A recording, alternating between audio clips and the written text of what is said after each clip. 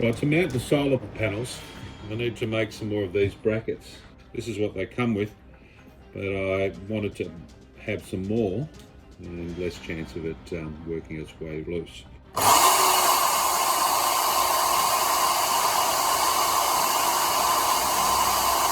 I've cut 2 holes in each bracket and then I'll slot them with a saw. On the other side there'll be a plate going through the frame of the bus. We'll Sikaflex that down and it'll be bolted through and it should hold it.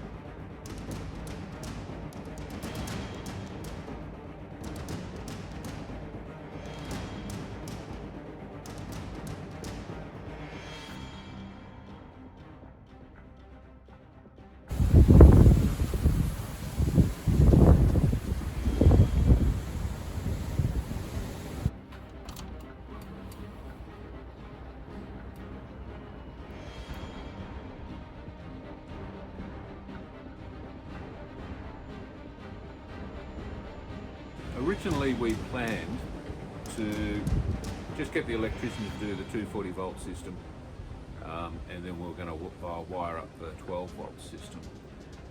But the truth is, when he was here, it was done so efficiently. So in effect he's installed the regulator for the solar system to the battery, and he recommended that we connect the motor or the battery, the bus battery, directly to the solar battery, so that in emergencies, if we need to, we can charge up the solar battery via the motor.